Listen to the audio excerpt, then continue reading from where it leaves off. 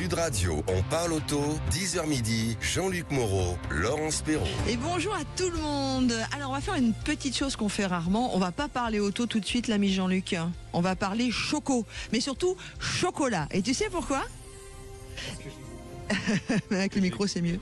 T'as gagné des chocolats? Non, je ne crois pas. Mais j'en ai pour toi si tu veux, comme tu veux. Nous, on a reçu un énorme saucisson d'une super charcuterie de Lyon. Alors le saucisson, genre, il fait 18 mètres de long. Enfin, j'exagère, mais voilà, nous, on va partager du saucisson parce que oui, à 10h du matin, le samedi, le saucisson, un petit coup de jaja avec, c'est très bon. Non, on va accueillir Daniel qui nous rejoint sur Sud Radio. Bonjour Daniel.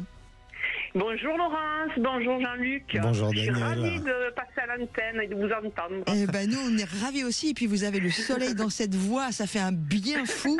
Alors Daniel, eh bien vous avez gagné, puisque c'est la Chandeleur, un coffret gourmand offert entre autres par Sud Radio contenant des chocolats, un pot de pâte à tartiner de Pierre Chauvet qui est chocolatier glacier et pâtissier depuis 20 ans en Drôme, que nous, Monsieur Chauvet il est avec Sud Radio depuis des années, c'est de la qualité.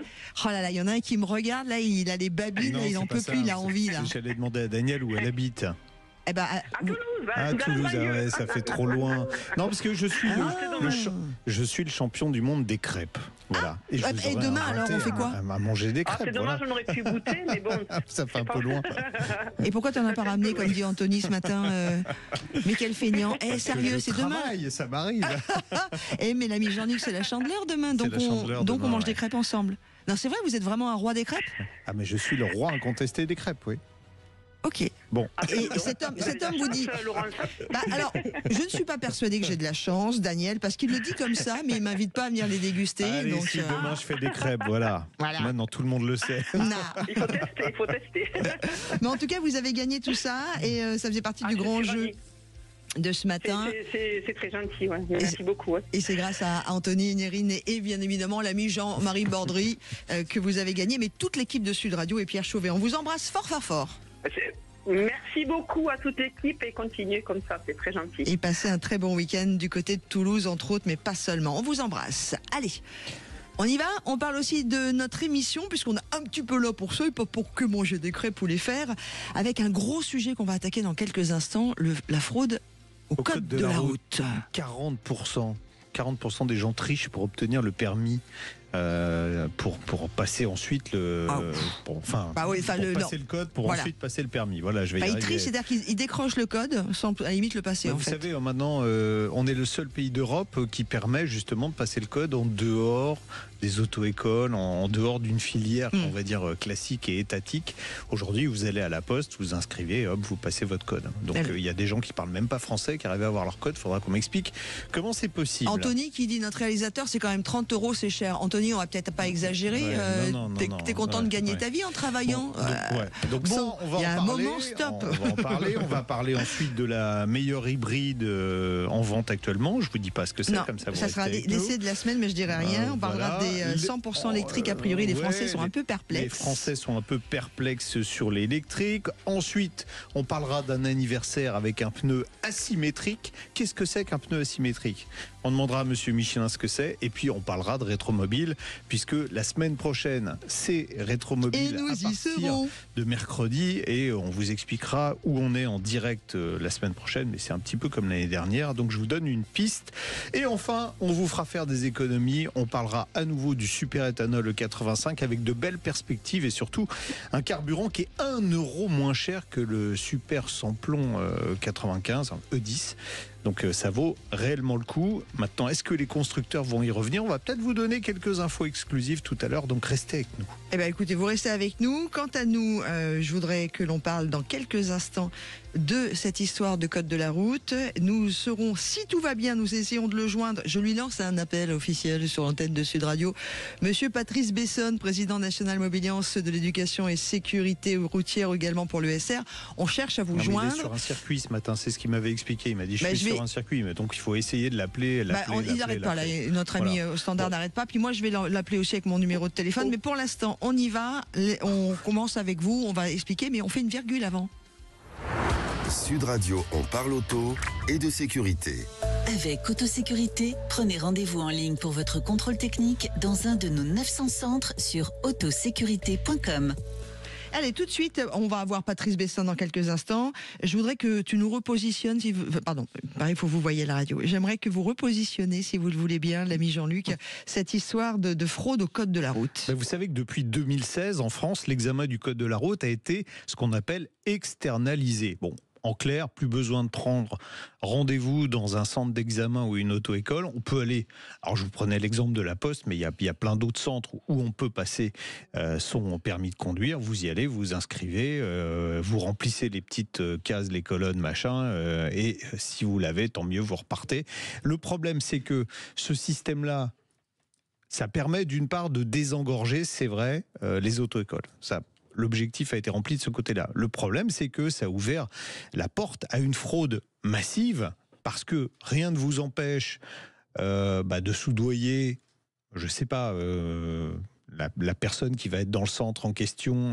Vous lui dites, voilà, je vous donne 20, 30 euros en plus, et puis vous vous arrangez pour me donner les bonnes réponses, d'envoyer quelqu'un d'autre à votre place avec une carte d'identité bidon, c'est relativement facile, ou voire même, sans vous déplacer, d'acheter carrément votre code sur Internet. C'est possible, ça coûte, on va dire, de 100 à 200 euros, donc vous n'avez absolument pas appris le code de la route et vous vous retrouvez avec le code en poche et vous allez à la conduite. Alors c'est là que ça pose un problème et que ce serait intéressant vraiment d'avoir Patrick, parce que les auto-écoles récupèrent des candidats qui méconnaissent totalement les règles, mais même de base de la conduite, genre la priorité à droite. Tout à l'heure, quand on parlait du sommaire de cette émission, je vous ai dit, il y a des examinateurs qui se retrouvent avec des candidats qui parlent à peine français, qui ne savent pas lire les panneaux. Comment voulez-vous être en sécurité dans ces conditions-là? Moi, ce que je te propose, puisqu'on est très transparent... On peut prendre la question de Cédric. Non, mais c'est pas ça. Non. Laisse-toi faire un petit peu. Ouais. On n'arrive pas à voir Cédric, et je dois avouer, parce que j'ai essayé avec mon propre téléphone perso, qu'on tombe directement sur sa messagerie. Donc il y a autre chose. Par contre, ce que j'ai envie de faire, c'est de faire un appel à l'antenne de Sud Radio à tous ceux qui ont des auto-écoles, qui sont patrons d'auto-écoles et qui subissent également cela, de ne pas hésiter à nous appeler pour venir témoigner, ou si même vous avez le courage, même si c'est de façon anonyme, de nous dire, moi j'ai eu mon code comme ça, j'ai pas été vraiment très transparent et très blanc, ou voilà, vous nous appelez au 0826 300 300, vous n'hésitez pas.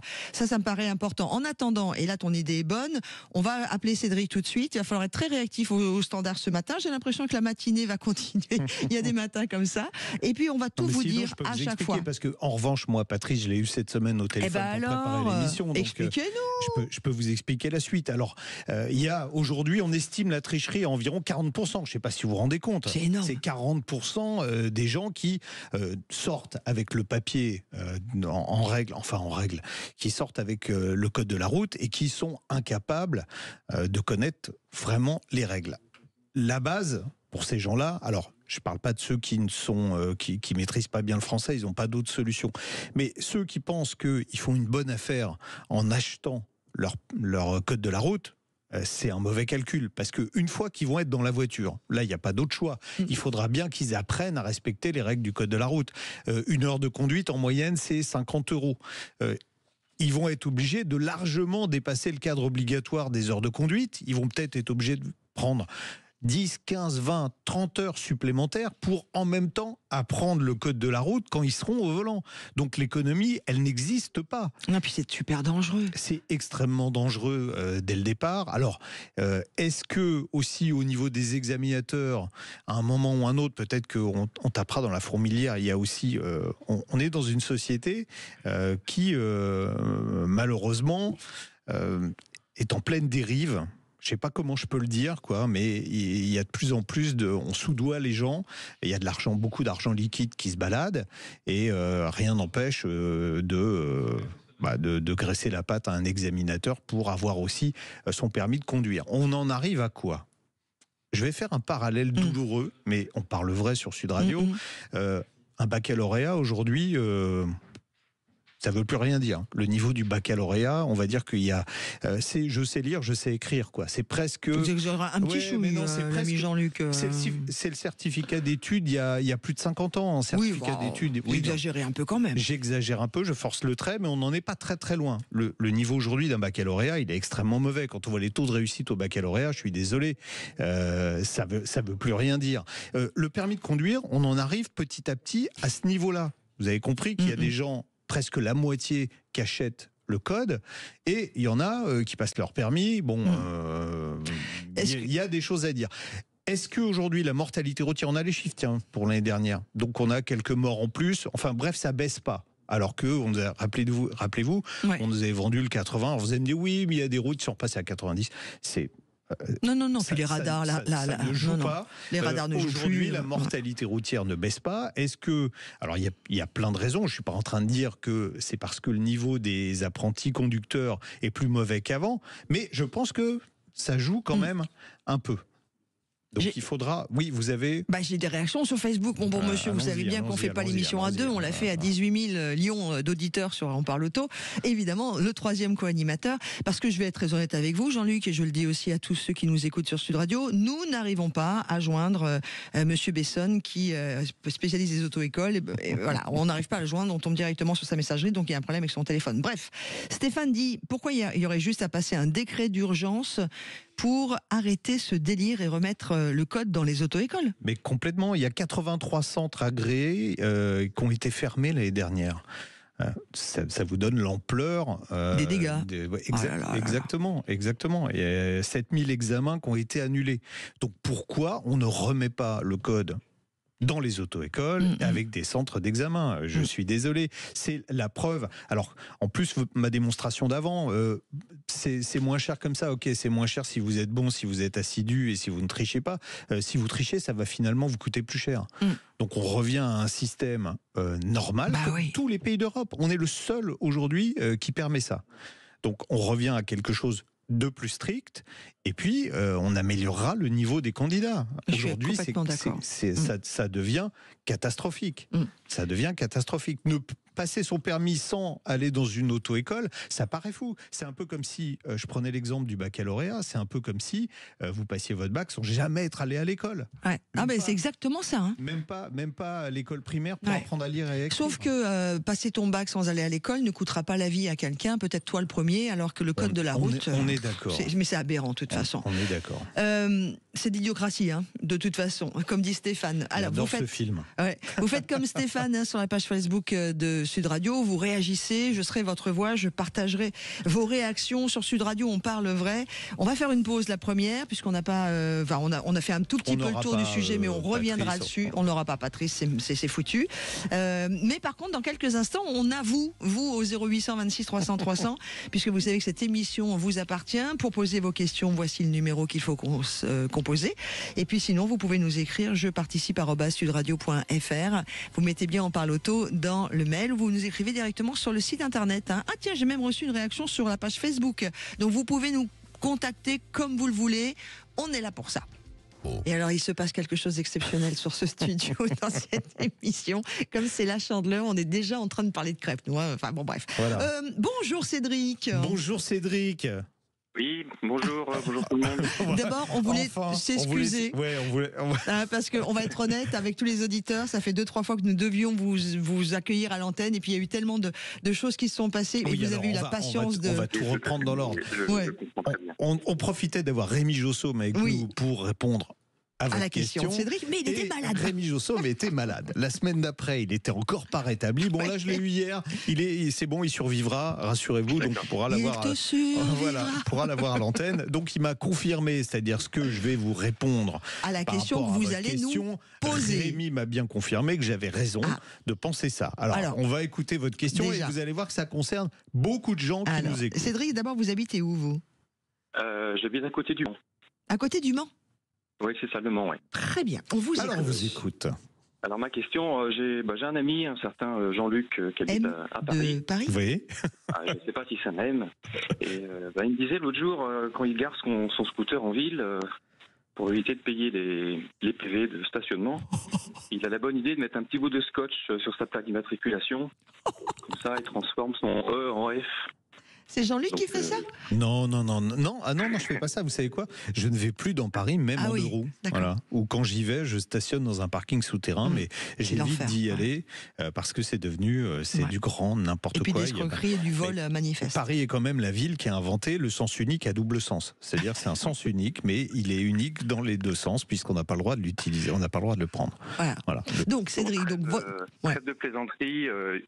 Bon, évidemment, on sait tous que ça, c'est interdit, mais ma question, c'était si jamais le véhicule est envoyé en fourrière. Ah, La voilà. question, c'est comment on fait pour être prévenu, pour pouvoir trouver la fourrière, et puis pour pouvoir trouver le véhicule, parce qu'on ne peut pas justifier l'immatriculation. Vous inquiétez pas, ah, ils vont vous retrouver parce que le coup. Alors j'ai vu, il y a plein de bonnes mauvaises idées. Hein. Il y a la fausse feuille aimantée qu'on met sur la plaque, la boue qui permet de ne pas bien la lire.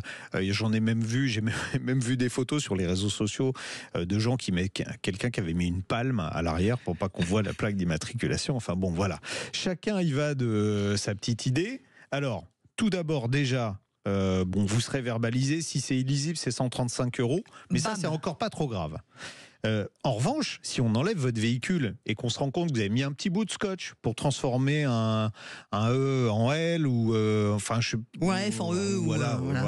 Alors là, par contre, ça devient une fausse plaque. C'est considéré comme une fausse plaque. Alors on va vous retrouver, oui, parce que le bout de scotch il va être enlevé. Donc ça, on va vous retrouver. Et là, ça va faire mal. Parce que d'abord, vous avez une chance sur deux de récupérer votre véhicule.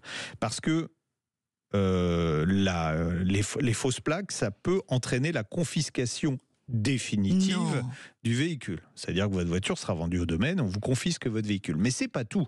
Quand je vais vous donner la liste de tout ce que vous risquez, alors c'est vraiment les cas extrêmes, mais vous risquez 5 ans de prison, 3 750 € d'amende, 6 points sur le permis de conduire, et une suspension de permis qui peut aller jusqu'à 3 ans, plus la confiscation définitive du véhicule. Excusez-moi, je vais enlever le scotch.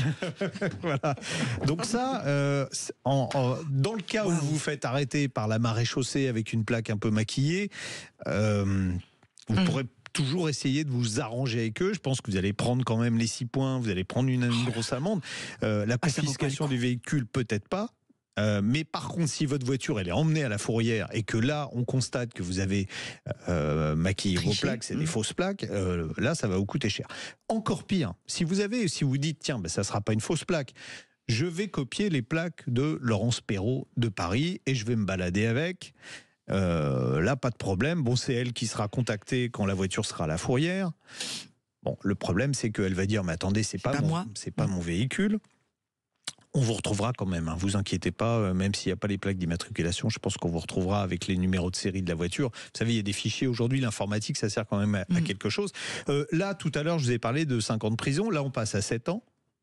Tout à l'heure, je vous ai parlé de 3 750 € d'amende, on passe à 30 000 €. On est toujours à 6 points de permis, ils sont plutôt gentils sur ça, et 3 ans de suspension ou annulation de permis, voire même interdiction totale de repasser le permis pendant 3 ans.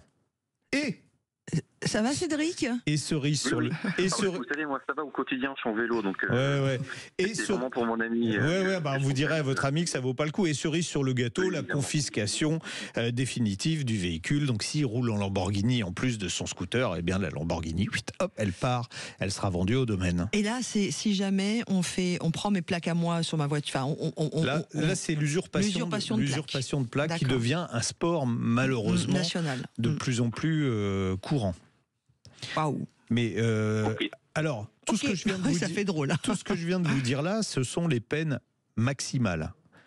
Alors, c'est ce que Rémi vous aurait dit s'il avait été là. Bon, elles sont rarement prononcées, mais vu aujourd'hui l'augmentation à la fois des fausses plaques et de l'usurpation, les juges ont tendance à être moins cléments qu'auparavant. Ça veut dire que les peines sont de plus en plus lourdes, donc qu'il n'est pas exclu à un moment pour l'usurpation que les fameux 7 ans tombent, 30 000 € d'amende, etc., etc.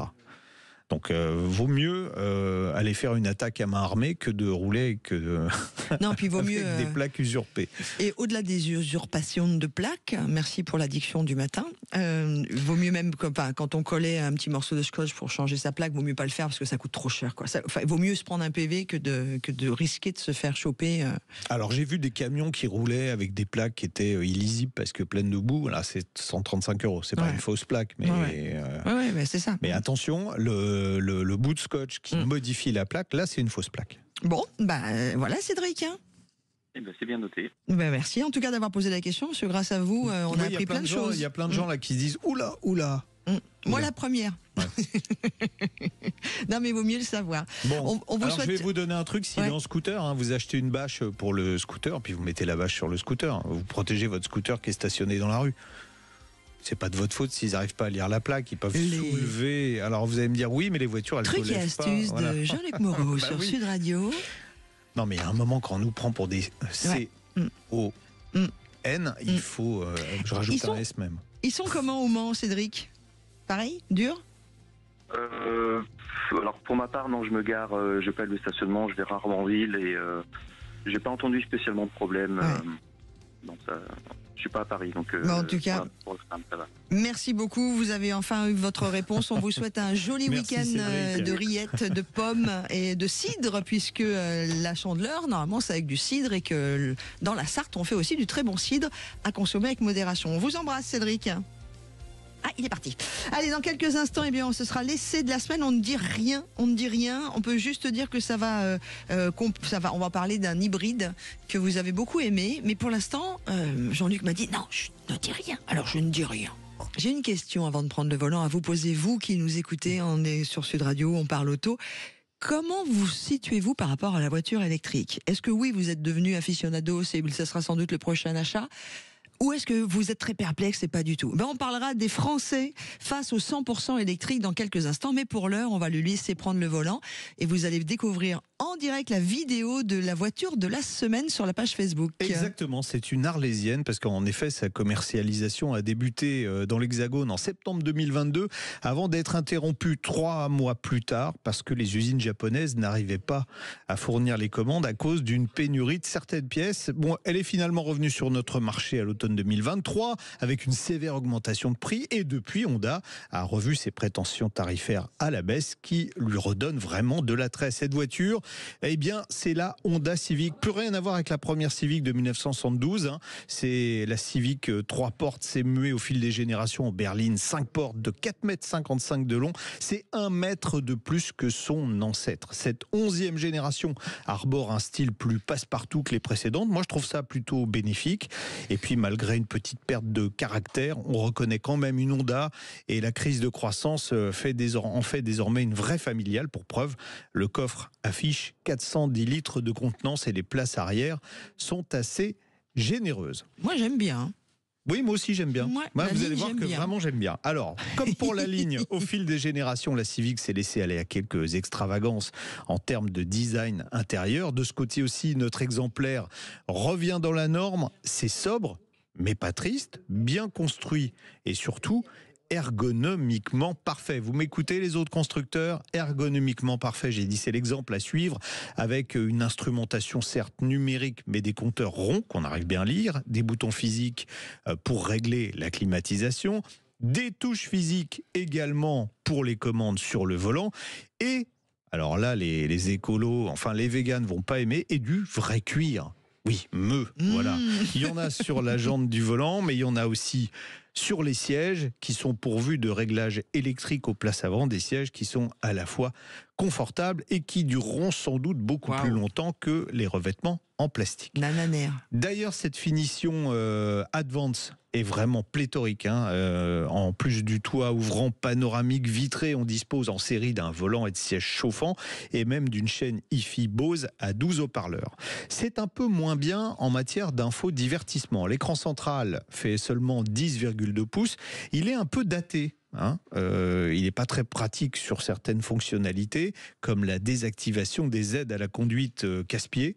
Il faut passer par plusieurs menus et sous-menus pour les virer. Ça, c'est un peu dommage, mais on le comprend puisque je vous ai dit, la voiture elle est sortie en 2022. Voilà, donc on comprend qu'ils petit sont un peu décalage. datés.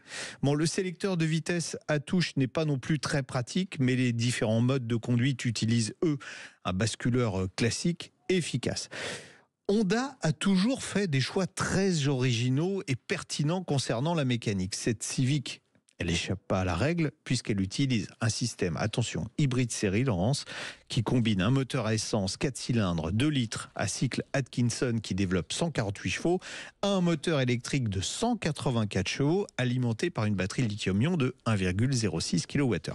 Vous avez rien compris, c'est normal. Bon, c'est toujours le moteur électrique pratiquement qui entraîne les roues, on va dire le plus souvent les roues, via la batterie seule ou via le moteur thermique qui se transforme en groupe électrogène et qui fournit l'énergie au moteur électrique. Et lorsque on roule un peu plus vite, le système Honda permet, grâce à un embrayage, d'embrayer directement le moteur sur les roues avant à vitesse élevée. Le rendement est donc maximum, quelle que soit la vitesse.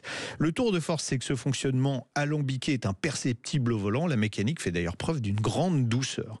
En ville, on découvre que malgré les pneus taille basse, le confort est très bon, comme quoi on sait faire, y compris sur les ralentisseurs. En plus, on est bien installé dans les sièges en cuir confortable, au maintien latéral parfait.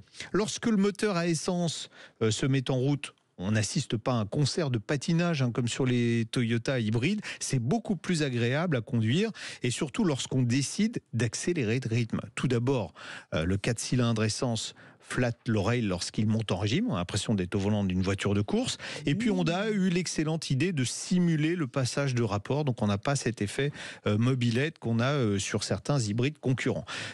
Les performances sont plutôt bonnes. D'ailleurs, ça pousse. On a 315 Nm de couple instantané, donc c'est 0 à 100 8 secondes une. Et puis l'auto colle à la route avec ses pneus Michelin Pilot Sport 4. Cette Civic est même si joueuse dans les virages qu'on en oublie totalement qu'elle pèse 1500 kg. Mais dans le domaine dans lequel elle surprend le plus, c'est celui de la consommation. Sur autoroute, à 130 km/h, vraiment, j'ai consommé 6,9 litres au 100 avec du vent. C'est comme un bon diesel. En parcours périurbain, attention, je suis descendu à 3,9 litres au 100 km et la consommation globale sur l'ensemble de l'essai est de 5,8 litres au 100 km. C'est remarquable et c'est même mieux que les hybrides Toyota. Bon, ces qualités réelles devraient permettre à cette Civic hybride de prendre enfin son envol, car Honda a légèrement baissé les prix par rapport à 2023. La finition exécutive démarre à 37 720 € et le haut de gamme Advance qu'on a essayé est facturé 42 420 €. Je vais vous le dire comme je le pense, je pense que c'est sans doute le meilleur choix de berline hybride à l'heure actuelle. C'est vraiment dommage qu'elle soit méconnue. Elle est un petit peu trop chère encore. Il faudrait que monsieur Honda fasse encore un petit effort. Allez, 1000 ou 1500 € de réduction. Et franchement, c'est le bon choix. Une voiture à la fois extrêmement économique, jolie, pratique, confortable et la plus agréable de toutes les hybrides à conduire. J'ai une question à vous poser, l'ami Jean-Luc, parce que vous disiez, elle est sortie, vous avez dit, elle est sortie en 2022. Oui, elle est sortie en 2022. Là, elle a été retirée du catalogue en Europe parce qu'ils n'arrivaient pas à fournir. Ils étaient en manque de pièces, donc ils ont retiré la voiture du catalogue. Ils l'ont remise il y a un an à un tarif exorbitant. Elle ne s'est pas vendue et là, ils ont baissé un peu les prix. C'est pour ça qu'on en parle aujourd'hui. Mais moi, j'aime beaucoup ce que fait Honda et puis on le dira jamais assez dans cette émission. Les Japonais, c'est vraiment quand même des motorisations qui sont hyper sûres. Il y a la fiabilité qui va avec, évidemment. D'accord, motorisation, tiens, on fait une pause et puis on va continuer évidemment la motorisation électrique. Il paraît que les Français, c'est-à-dire nous, vous et nous, on est perplexes quant au 100% électrique à venir. On en parle on parle auto, puisque on parle auto, on en parle sur Sud Radio, à tout de suite. Et on va parler évidemment de ce doute qu'ont les Français en majorité pour le passage au 100% électrique. Si vous nous rejoignez sur la page et sur l'écoute de Sud Radio, on parle auto avec vous, évidemment, jusqu'à midi. Alors, pour parler de ce sujet, nous invitons Julie Gaillot, qui est directrice de pôle chez CSA. Bonjour Institut Julie. de sondage. Bonjour Julie. Bonjour à tous. Alors, on dit Gaillot, hein, c'est ça, hein? C'est ça. Voilà. C'est pas D'accord. Gaillet, désolé. Ouais. Non, mais tout va bien. Non, tant mieux pour vous.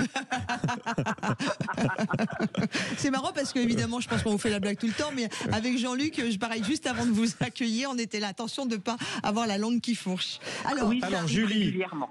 Oui. Julie, c'est la PFA. La PFA, Plateforme automobile française. Exactement, qui vous a commandé ce sondage. L'Institut CSA spécialisé dans les sondages. On ne va pas expliquer ce que c'est, je pense que tout le monde connaît aujourd'hui. Donc vous avez posé les questions. Alors, on va parler plus loin des Français perplexes par rapport au 100% électrique, mais pas que de ça.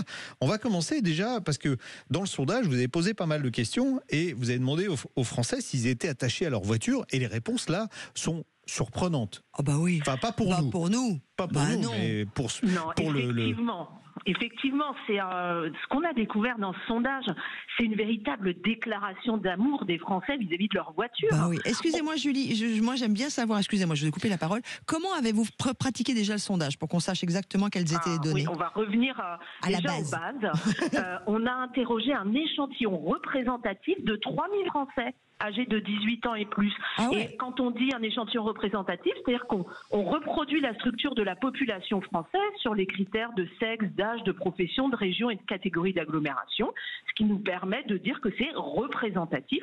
Et vous voyez, on est sur quelque chose de très solide, puisqu'on en a interrogé 3000 Français, bien au-delà des 1000 que vous pouvez entendre parfois dans les médias, parce que justement, on voulait vraiment consolider l'échantillon pour avoir des résultats extrêmement solides. Donc, alors, les Français, première constatation de ce sondage, les Français sont attachés à leur voiture à 80%. Donc, c'est juste énorme. C'est énorme. Ils adorent leur voiture, quel que soit le type de voiture. Là, c'est encore un plébiscite incroyable. C'est vrai qu'on voit que les Français on est loin de la fin de la voiture pour les Français. Ah bah ouais, c'est vraiment, on est à l'extrême opposé, j'ai envie de dire.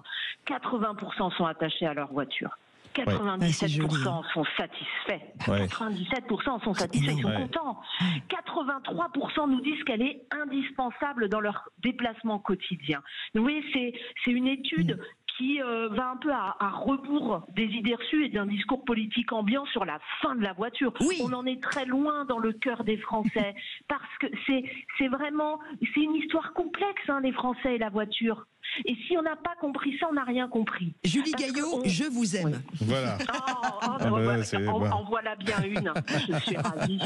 Mais vous voyez, Alors, en fait, ce que je voulais dire, c'est que c'est pas juste quelque chose de pratique pour aller de point A à un point B. C'est beaucoup plus complexe. La voiture, c'est la liberté. La voiture, c'est le mouvement. Et la voiture, c'est aussi l'espace de l'intime.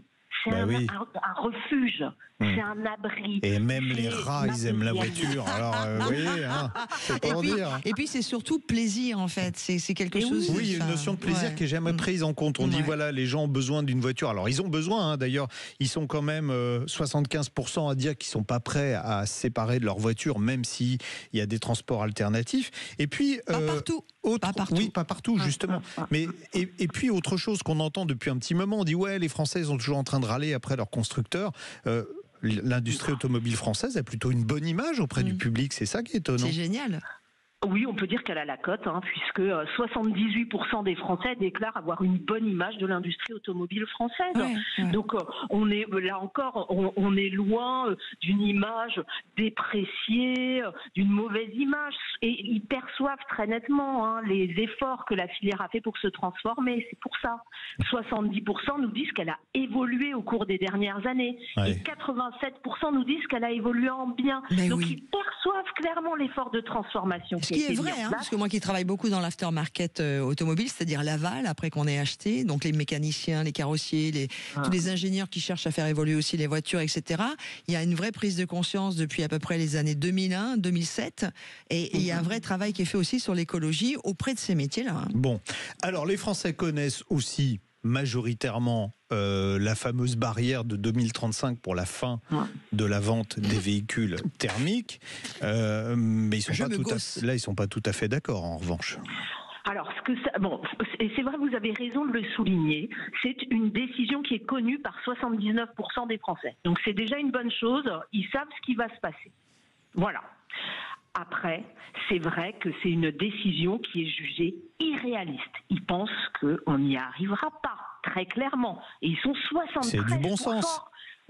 C'est du bon je sens. vous laisse le dire. Ouais, c'est du bon sens. Mais en tout cas, 73% des Français nous disent c'est irréaliste, on n'y arrivera pas. Et ce qui m'a peut-être le plus inquiété dans tout ça, c'est que non seulement ils jugent cette décision irréaliste, mais en plus ils doutent de ses bénéfices. Et là, c'est peut-être encore un peu plus grave, puisque 57% d'entre eux nous disent que le tout électrique, c'est pas une bonne chose pour lutter contre le réchauffement climatique. Alors que c'est quand même le nerf de la guerre. C'est comme ça qu'on nous présente cette décision et ce qui est fait pour justifier le passage à l'électrique. Et aujourd'hui, les Français nous disent non, en fait. Que ça va améliorer l'environnement. On est en fait, on a le même problème en France et on va dire en Europe depuis des années, c'est que on veut être ou tout noir ou tout blanc. Je m'explique, c'est que on nous a vendu du tout diesel pendant presque 2 décennies pour se rendre compte que finalement c'était une grossière erreur et que en plus les constructeurs avaient triché et que le diesel c'est bien dans certains usages mais pas bien pour tout le monde. L'électrique c'est exactement la même chose. L'électrique a du sens pour certains usages, mais c'est pas bien pour tout le monde. Donc vouloir passer l'intégralité du parc au 100% électrique est aussi stupide que d'avoir voulu passer 100% du parc au tout diesel. Donc les Français au moins ont du bon sens de ce côté-là. Donc ils sont pas prêts à passer. Ils sont perplexes. Je trouve que le mot est bien, perplexe face au 100% électrique. Mais moi surtout... je pense que ça n'arrivera pas. Il y a des discussions en ce moment cette semaine à Bruxelles qui ont commencé hier. Donc je pense qu'ils vont. L'Europe va faire gentiment machine arrière pour pas perdre la face, mais ils n'ont pas d'autre choix que faire machine arrière, sinon on va tuer nos constructeurs. Il y a autre chose, Julie Gaillot et puis Jean-Luc, c'est qu'on nous a imposé l'électrique, c'est-à-dire qu'on a voulu passer en force. Une fois de plus, s'ils avaient fait les choses avec intelligence et tranquillement, comme le vélo électrique fonctionne très bien, le scooter électrique prend sa place. Si on avait...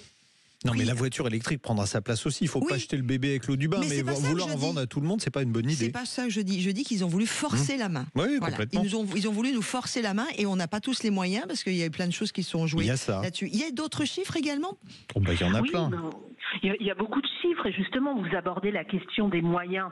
Et c'est vrai que le coût d'un véhicule électrique est quand même extrêmement important pour des Français qui aujourd'hui se serrent beaucoup la ceinture. Il faut savoir que le pouvoir d'achat, ça demeure la première préoccupation des Français. Et du coup, dans ce contexte, ils ont du mal à se projeter sur l'achat d'un véhicule électrique. Et quand on parle d'achat de véhicules électriques, il y a aussi la question des aides qui se posent. Bien sûr. Et ils les connaissent même pas. Bon, déjà là, 63% sont mal informés, ça c'est vrai. Mais vous dites qu'ils ne sont pas informés sur mais les vous savez quoi même nous, c'est notre boulot, bien malin, qui serait capable de dire à quelles aides on peut prétendre en fonction du lieu où on habite.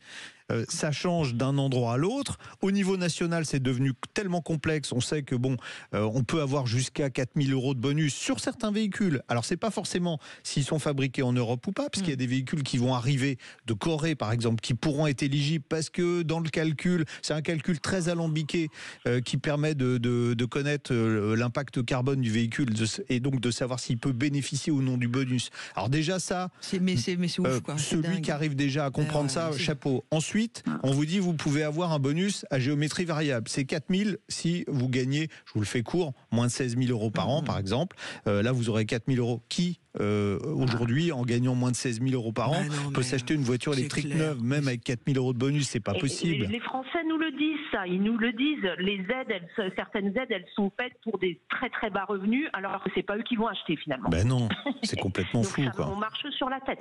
D'autres points, Julie Gaillot, qui est directrice du pôle chez CSA, ça devait arriver. Voilà, forcément.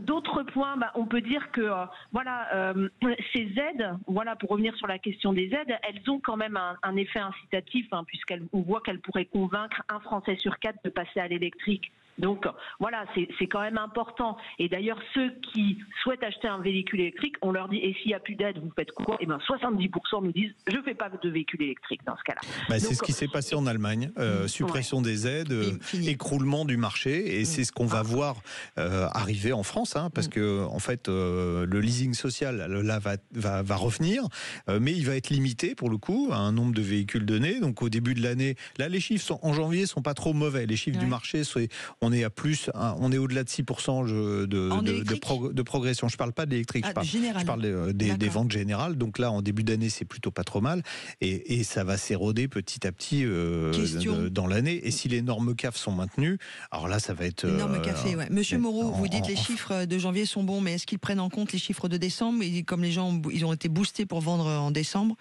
Non, là c'est janvier, on parle de janvier, on parle des chiffres de janvier. Okay. Et donc le marché 2025 s'annonce, alors même les grands constructeurs, même Toyota qui est numéro 1 mondial dit... c'est chaud boudin. Et Toyota a progressé l'année dernière sur le marché français. Ouais. Donc c'est le constructeur qui s'en sort le mieux, et ils disent attention 2025 ça va être chaud. Donc ça risque d'être chaud. Est-ce que Julie Gaillot, dans votre étude pour le CSA et pour surtout pour le compte de la PFA, la plateforme automobile française, vous avez demandé aux Français que vous avez interrogés, donc les plus de 3000, de 18 ans à beaucoup plus, ce qui pourrait les faire changer d'avis sur l'électrique ou tout du moins basculer, si ce n'est l'incitation financière? Alors, c'est beaucoup l'incitation financière, je suis désolée. Voilà, on voit qu'aujourd'hui, en fait...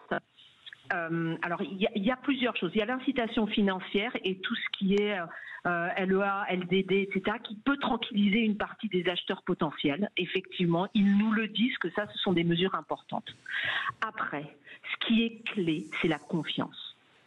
C'est la confiance parce que passer à l'électrique, ça implique quand même beaucoup plus qu'un changement de véhicule. C'est un changement complet de logiciel qui implique de reconsidérer l'usage, complètement. On est bien d'accord. L'entretien. Et donc, c'est changer complètement de logiciel.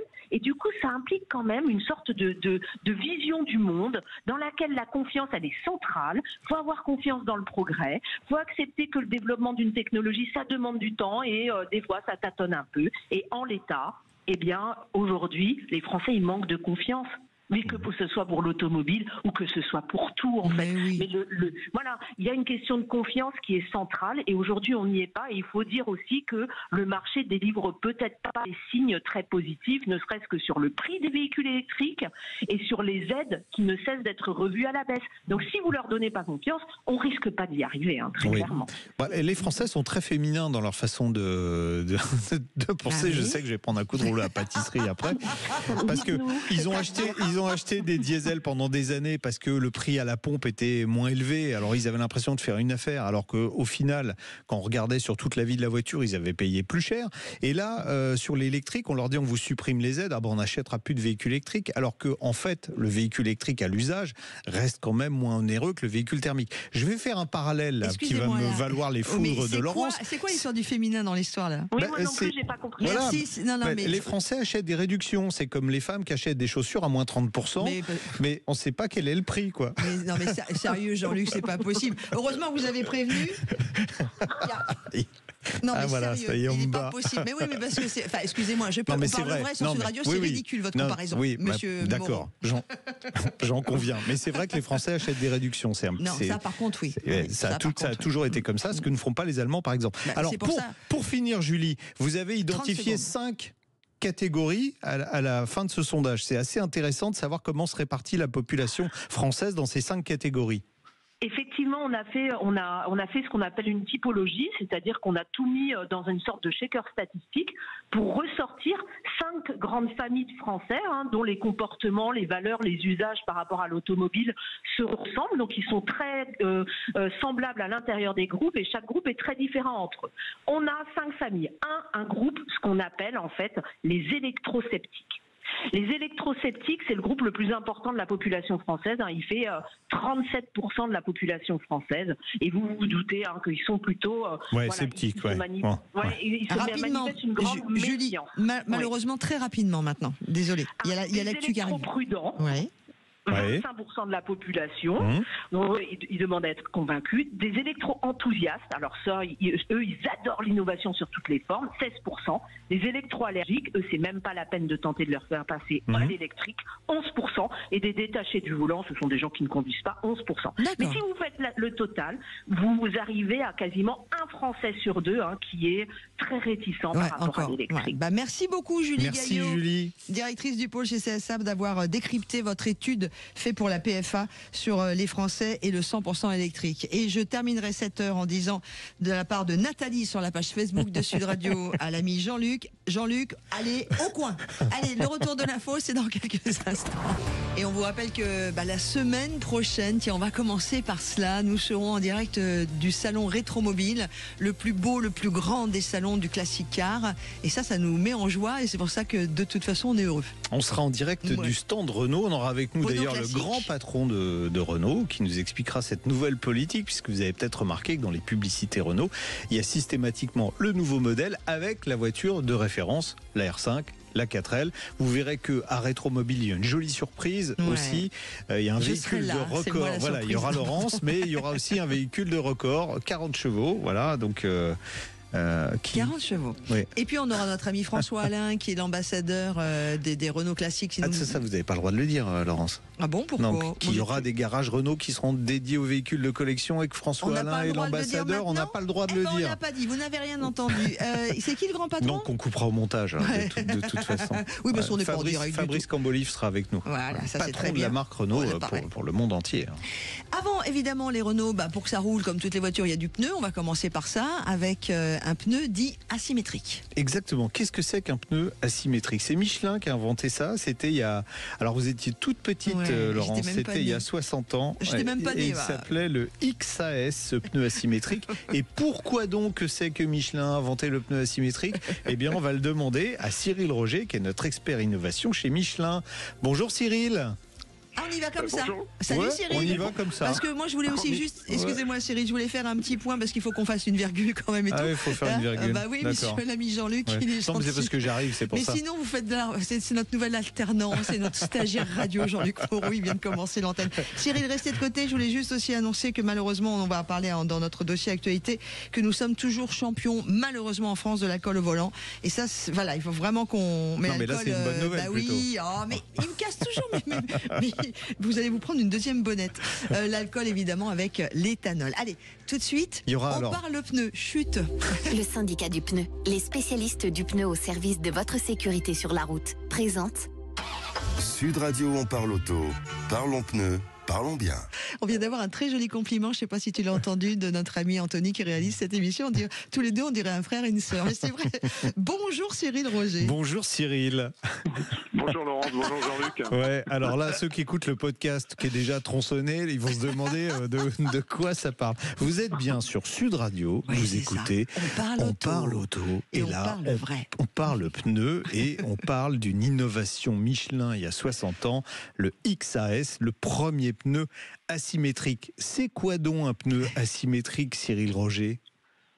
Alors effectivement, en 1965, Michelin sort le premier pneu asymétrique, donc X parce qu'il était radial, et AS pour asymétrique, parce qu'en fait, on avait fait le constat qu'un pneu qui est en particulier dans un virage, vous avez le pneu qui est à l'extérieur qui va subir un appui avec l'extérieur du pneu, et le pneu qui est à l'intérieur va être plutôt sur l'intérieur. Et donc, avec ce constat que les voitures devenaient de plus en plus puissantes, il fallait faire un pneu qui avait deux côtés différents. Donc une partie, ce qu'on appelle intérieure, avec une partie qui était là plus pour évacuer l'eau, et une partie extérieure du pneu qui servait aux appuis un peu plus forts dans les virages.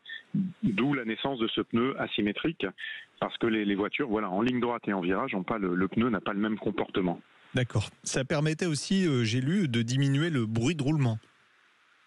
Oui, parce qu'en fait, quand si on faisait un pneu complètement symétrique avec des pavés exactement de la même longueur, on aurait ce qu'on appelle le sirénement. C'est le principe de, vous savez, ces sirènes d'alerte qu'il y avait dans les années pendant la guerre où on tournait une manivelle et en fait ce bruit crée un sirénement. C'est exactement ce qui se passe sur un pneu si vous faisiez une sculpture complètement symétrique avec exactement le même pas partout.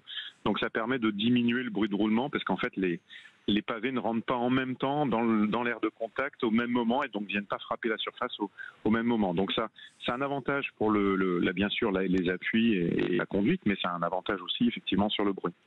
Alors on va faire un petit cocorico parce que ça vous pouvez pas le faire, mais moi je peux le dire.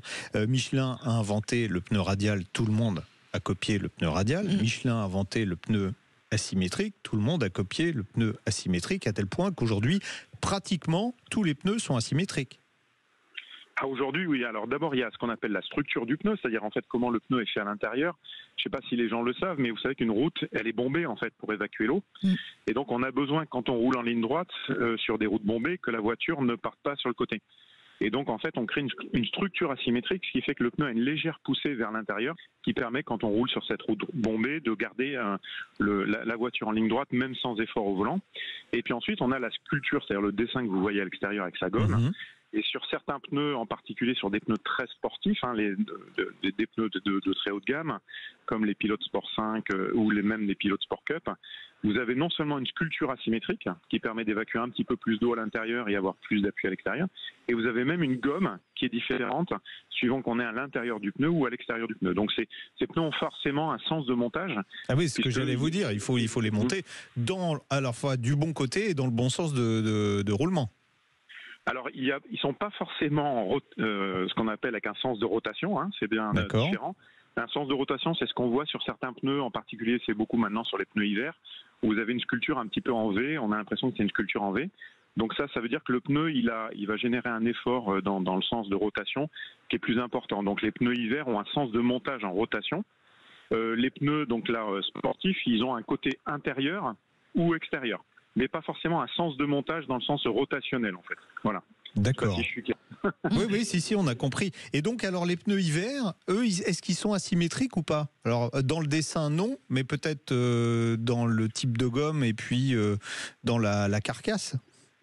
Alors la carcasse, bien sûr, la structure reste, puisque ça c'est effectivement pour rouler sur la route, la structure en elle-même reste quand même légèrement asymétrique pour générer cette poussée. Et c'est pour ça que les pneus, par exemple, qu'on vend dans des pays comme l'Angleterre, etc., ils sont la ceinture du pneu est montée à l'envers, en fait, quand on construit le pneu, pour que ça génère une poussée dans l'autre sens, puisqu'on roule de l'autre côté de la route. Ah ouais.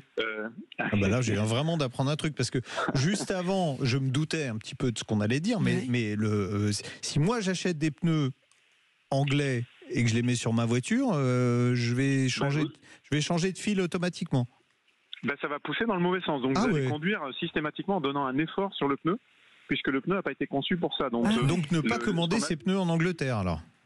Vaut mieux éviter, parce que ce qu'on appelle la conicité, ce qui est le fait que le pneu va pousser dans un sens, elle sera dans le mauvais sens par rapport au tombé de la route. Oh là là, et si je commande mes pneus au Japon, enfin dans des pays où la conduite est de l'autre côté, ils roulent du mauvais côté, c'est pas de ma faute. Donc s'ils roulent à gauche, je vais avoir le même phénomène alors sur mes pneus. Si vous avez un pneu qui a été conçu effectivement pour être utilisé dans les pays comme le Japon, etc., la conicité dans le mauvais sens. D'accord. Waouh, c'est dingue. Voilà. Mais par contre, c'est pas des pneus qu'on met sur toutes les voitures. C'est quand même plus pour des voitures un peu berlines puissantes ou sur une petite Twingo, on va pas mettre ça. Alors les pneus, ce que je disais, les pneus très sportifs, effectivement, qui eux sont complètement asymétriques, même d'un point de vue sculpture, c'est effectivement des pneus qui sont là beaucoup plus pour des véhicules très sportifs, etc. Ce qui était d'ailleurs la création du XAS, le pneu des As, comme on l'appelait, pour AS. Ah ouais, très joli. Voilà, c'était pour aller sur les premières voitures, les premières berlines de l'époque qui étaient très sportives, en particulier les premières DS. Qui roulaient vite surtout, qui n'étaient pas sportives mais qui roulaient vite. Voilà, ce qu'on appelait sportif à l'époque, c'était des voitures qui dépassaient les 200 km/h. Et donc il fallait créer ces premiers pneus qui dépassaient les 200 km/h. D'accord. Voilà. Bon, bien, vous allez, il y a quelque chose de prévu à Rétromobile pour fêter les 60 ans du XAS ou pas? Alors je sais pas, il faudrait qu'on demande à nos amis du patrimoine, mais je pense qu'il y aura quelque chose, parce qu'on a fait un article, donc je pense qu'il y aura quelque chose, oui, mais je ne sais pas s'il y aura un stand Michelin par contre. Ils se vendent toujours autant? Tous les le pneus XAS, sont asymétriques aujourd'hui. Alors le XAS existe, plus ou moins. il existe encore en pneus collection, mais Oui, c'est ça. C'est quand même une gamme collection, justement, pour les gens qui ont encore des voitures justement de collection comme les DS, etc. On commercialise le XAS avec la sculpture originale, mais effectivement avec des gommes un peu plus récentes, par contre. Alors, on vous souhaite le même succès pour l'Optis, qui est toujours en test du côté du Nord. On rappelle à tout le monde, parce qu'il nous reste 2 minutes, l'Optis, c'est le fameux pneu sans air. Voilà, qui continue à être testé donc avec La Poste dans le Nord et à Singapour avec DHL jusqu'à la fin de l'année 2025. Et ça te donne quoi ? Notre bilan. Écoutez, pour l'instant, ils ont décidé de continuer, donc ça doit bien se passer jusqu'à la fin du placement. Donc voilà, après, comme on l'a dit, c'est un prototype. Il y a encore beaucoup d'étapes à passer pour pouvoir commercialiser ce pneu, on va dire, à plus grande échelle. Mais en tous les cas, le but de ces placements, c'est d'apprendre. Et je pense qu'on aura beaucoup d'expérience à récupérer de ces 2 placements. Oui. Là, il n'y a pas de droite et gauche. Je circule à droite ou à gauche avec le petit. Il est perturbé, là, Jean-Luc. Non, mais je suis en train. Ça me ramène plein de trucs. J'ai plein d'amis qui achètent des pneus d'une marque anglaise pour équiper des voitures très anciennes. Et voilà. Je sais pas. Alors la marque peut être anglaise sans que le pneu qui est acheté soit. Ouais, mais c'est pour mettre sur des voitures anglaises qui sont principalement vendues en Angleterre. Il faudrait leur demander comment est-ce qu'ils ont la résistance au volant. Exactement. Il faudrait leur demander de rouler de l'autre côté de la route pour voir si ça tient mieux la route. C'est pas idiot, ça. Tiens, il y a une question de Stéphane. On a encore un peu le temps. Cyril Roger, vous qui êtes avec nous pour Michelin. Stéphane sur la page Facebook qui dit est-ce que la symétrie a évolué avec la technologie des amortisseurs ? Et moi, je rajouterais, excusez-moi, avec la technologie de l'ABS et de l'ESP qui, technologiquement, permet à la voiture de ne pas se barrer dans tous les sens. Alors, la technologie, le fait que les pneus soient asymétriques, ça s'est accentué surtout parce qu'en fait, on a des pneus de plus en plus larges. Et donc, ce besoin d'avoir des côtés qui fonctionnaient un petit peu différemment, il s'est même accentué. C'est pour ça que je disais sur des pneus très sportifs aujourd'hui, mais quand vous voyez la largeur des pneus qu'on avait à l'époque sur des voitures qui étaient plutôt, on va dire, du 185 de large, même une familiale, on était en 185. Ou même une sportive. Une image que Dominique Stemfel avait publiée sur les réseaux sociaux qui parle d'elle-même, c'est la Porsche 911 avec le pneu de la Porsche 911 de 1963 et les derniers pneus sur les modèles les plus puissants où le pneu il est 5 fois plus large que sur le modèle de 63 et on voit qu'il y a eu une inflation absolument incroyable. Dominique Stemfel, pour ceux qui ne connaissent pas, président du syndicat national du pneu. Du syndicat du pneu, effectivement. Et effectivement, voilà, l'élargissement des pneus a créé d'autant plus ce besoin d'avoir des côtés qui fonctionnent différemment. Mais c'est vrai qu'après, voilà, les voitures sont quand même plus stables qu'avant d'un point de vue roulis aussi. C'est-à-dire que la prise de roulis dans les virages, elle est quand même beaucoup moins forte aujourd'hui. Mais par contre, ce qui a changé, c'est que les véhicules sont beaucoup plus lourds. Et donc l'effort à passer dans le sol est quand même beaucoup plus important. Voilà, donc il faut freiner, il faut tourner tous ces véhicules qui sont extrêmement lourds. Merci beaucoup Cyril Roger. Alors là, vous m'avez perturbé pour le reste de la semaine. Il va peut-être louper ses crêpes demain, je vous dirai. Non, c'est des crêpes asymétriques. Vous êtes expert innovation chez Michelin et merci beaucoup d'avoir été avec nous sur Sud Radio dans On Parle Auto. On vous souhaite un bon week-end, Cyril. Bon week-end à vous aussi. Merci, au revoir. À suivre, vous, au 0826 300 300, puisque vous savez que c'est votre émission, vous nous appelez, c'est Guy-Marie qui nous appelle pour nous féliciter. On adore. D'ailleurs, j'ai reçu un mail aussi perso pour vous, un messenger pour nous tous, et vous en particulier, l'ami Jean-Luc, je vous le dirai tout à l'heure. Quant à nous, mon ami Anthony, on fait une pause, et puis on accueille Cyril au 0826 300 300 dans quelques instants. Et attention, à ce moment de l'émission, à 11h20, nous passons au stade Jean-Luc Moreau, maître, seigneur, calinothérapie. On va accueillir Guy-Marie dans quelques instants, mais je voudrais quand même, parce qu'on est vraiment, et là c'est pour vous, l'ami Jean-Luc. Alors oui, un petit peu pour moi, mais c'est pas moi qui ai rien fait grand-chose. J'ai eu un très joli message sur Messenger de Pierre qui dit bonjour, suite aux échanges précédents et comme vous avez pris mon appel, j'ai reçu une invitation de Biomotor. Vous savez, il y avait un petit problème avec Pierre, avec son véhicule. Son véhicule lui a été rendu aujourd'hui après une réinstallation complète. Il vient d'effectuer plusieurs centaines de kilomètres. Il attend de voir la durée, mais en tout cas, prise en charge exceptionnelle grâce à l'émission et grâce à vous, Jean-Luc. Merci beaucoup. C'est signé Pierre. Première calinothérapie. On avait la semaine précédente aussi, on n'en a pas parlé, un autre auditeur qui était en panne sur un cylindre avec un boîtier Biomotors. Or, dans les boîtiers Biomotors, il y a toujours 6 cylindres de gérable Donc là, il a suffi de décaler. Il y a effectivement un composant qui marchait pas bien. Je vais pas rentrer dans le détail. Voilà. Donc on lui a expliqué, Biomotors lui a expliqué ce qu'il fallait faire. Il fallait changer le connecteur de place et bon, ça remarche très bien. Donc et puis on a reçu d'autres mails aussi qui l'ont remercié parce que cette émission, elle sert à quelque chose. C'est cool. On en reparlera tout à l'heure, mais ils sont en train de remettre un peu tout à plat. On avait eu Alexis Landrieux qui nous en avait parlé. Alors, c'est délicat parce que c'est vrai que le réseau, ça compte. La compétence du réseau, ça compte. Former les gens, ça prend du temps. Bien former les gens, ça prend beaucoup de temps. Donc ils sont en train de remettre tout à plat. Donc cool. Ils sont conscients qu'il y a eu des problèmes dans le passé et ils sont en train d'essayer de les résoudre. Alors on va pas vous dire qu'on arrivera à résoudre tous vos soucis, mais vous pouvez compter sur nous. Envoyez-nous vos mails. Je participe @sudradio.fr. En étant assez précis, parce que parfois il y a des gens qui me disent ça marche pas, c'est quoi. Bon, mais quel que soit le sujet, d'ailleurs. J'ai pas de boule de cristal. Non. Mais en tout cas, on fera ce qu'il faut pour essayer de vous aider. Même chose si vous me demandez les chiffres du loto, j'ai peur de pas vous donner les bons. Est-ce qu'on peut avoir la recette des crêpes? L'ingrédient secret des crêpes. C'est surtout ça. C'est pour demain. Non. Bonjour Guy-Marie. C'est secret. Bonjour Guy-Marie. Oui. Bonjour Laurence. Bonjour Jean-Luc. Comment ça va? Écoutez, ça va très très bien. Franchement, là, cool. Tout à fait. Oui, parce que étant donné que j'ai suivi les bons conseils de Jean-Luc déjà depuis beaucoup d'années, parce que bon, je vous écoute depuis très très longtemps, n'est-ce pas? Et en 2021, je voulais changer de véhicule et bon, j'ai mis plus d'1 an avant de me décider. Et bon, j'étais parti peut-être pour l'électrique. Puis en 2022, c'était le gros boom de l'électrique. Tout le monde achetait que ça. Et bon, j'ai bien regardé. Finalement, je ne l'ai pas fait. J'ai acheté un Fortuna FlexiFuel micro-hybride. Je l'ai depuis fin 2022. Je fais 21 000 km. Un régal, franchement, et une économie incroyable. Je fais en moyenne 7 litres d'eau au 100. À l'éthanol, À l'éthanol, il faut le préciser. Oui, l'éthanol, le 85, tout à fait. Ouais. Et l'éthanol, je l'achète en ce moment entre 70, pour arrondir jusqu'à 80, et encore je paye pas souvent 80. Il vient de baisser en plus. Il vient de baisser, alors que les autres carburants ont augmenté. D'ailleurs, il y a 1 euro d'écart. On le reprécisera tout à l'heure, parce qu'on va faire un long focus sur l'éthanol dans l'actualité de la semaine, puisque il a été question beaucoup d'éthanol cette semaine, mais on est arrivé à un différentiel de 1 euro entre du super samplon 95 à 10 et de l'éthanol. Donc c'est un écart qui a eu, je crois que s'il y a eu un précédent, c'est tout. Mais maintenant, 1 euro d'écart, ça vaut le coup de réfléchir quand même. Donc vous êtes très content de votre voiture qui était équipée d'origine, on va le préciser. Absolument. Quand même. C'est ce que je voulais d'ailleurs. Oui, vous avez raison. Aujourd'hui, malheureusement, dans la gamme Ford, il n'y a plus que le Kuga, mais on va en reparler tout à l'heure. Vous allez voir qu'il y a peut-être des choses on ne nous dit pas tout. Voilà, il y a peut-être En plus, alors, ce que je peux vous dire que vous ne savez pas, Guy-Marie, c'est que si vous vendez votre voiture, vous allez la vendre dans la journée.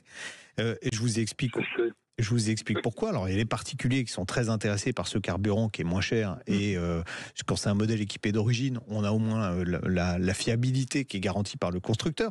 Mais au-delà de ça, depuis le 1er janvier, en fait...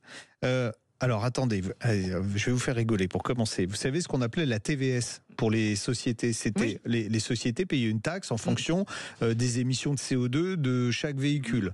Donc depuis le 1er janvier, si vous avez un véhicule flex-fuel qui émet moins de 250 grammes par kilomètre de CO2, 250 grammes c'est vraiment beaucoup.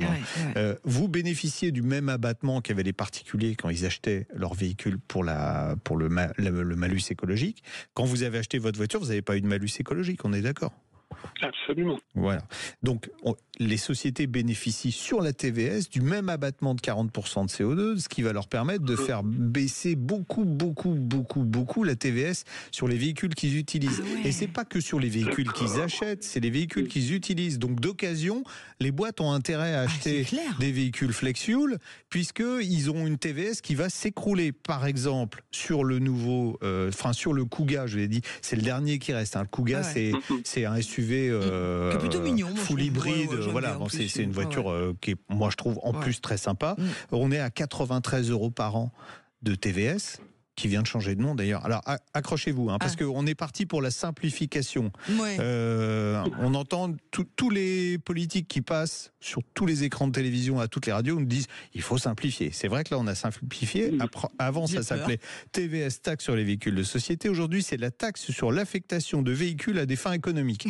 Si c'est pas de la simplification, mais c'est ridicule surtout. Ça veut rien dire. Si c'est pas de la simplification, c'est quoi? Donc votre voiture, demain, si vous la vendez, tous les entrepreneurs, tous les professionnels vont vouloir vous la racheter. Donc vous avez fait un bon achat parce que en plus vous la vendrez peut-être le prix que vous l'avez acheté.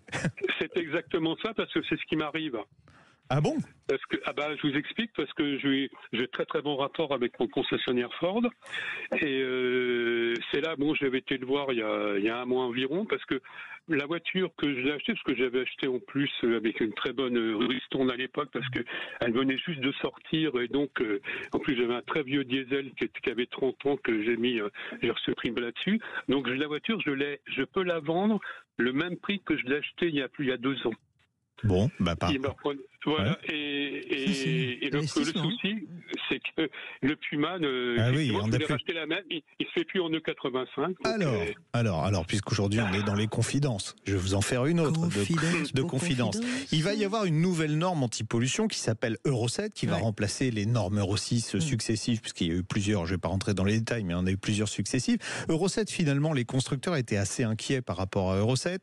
Il est possible, Euro 7 ne modifiera pas grand-chose par rapport à Euro 6, donc des véhicules qui ont été retirés de la vente parce qu'ils ne répondaient plus aux normes en vigueur et risquaient de coûter très cher pour être mis en conformité avec les futures normes. Exemple, le Ford Puma, qui était retiré de la vente à cause de ça, vont peut-être arriver à nouveau sur le marché. Alors évidemment avec une nouvelle homologation, parce que l'Europe, il y a des grosses discussions cette semaine qui démarrent justement sur les carburants, on va dire renouvelables, non émetteurs de CO2, et avec l'éthanol, il y a une possibilité en remplacer, on savait dans l'éthanol E85, l'hiver il y a 60% de carburant d'essence, et l'été il y a 25% d'essence. Il est possible de remplacer cette part d'essence, mais on en parlera tout à l'heure avec un ingénieur, par un carburant, on va dire de synthèse pour faire plus simple, issu aussi de l'éthanol, ce qui en ferait un carburant 100% renouvelable, donc qui rentrerait dans la même catégorie que les fameux e-fuel qu'ont réussi à imposer les Allemands. Ça veut dire que demain, même si 2035 la barrière reste, elle restera pas, mais même si elle restait, on pourrait continuer à vendre des véhicules flex-fuel. Voilà comment je vous l'ai fait simple. Ça veut dire que les constructeurs vont pouvoir d'un coup homologuer des voitures. Alors là, c'est que pour 2035, c'est interdiction de véhicules neufs thermiques avec des normes de pollution thermique. Mais on aura le droit d'avoir des moteurs thermiques s'ils ne polluent plus du tout. Et là, on a fait des résumés, certains journalistes ont fait des résumés.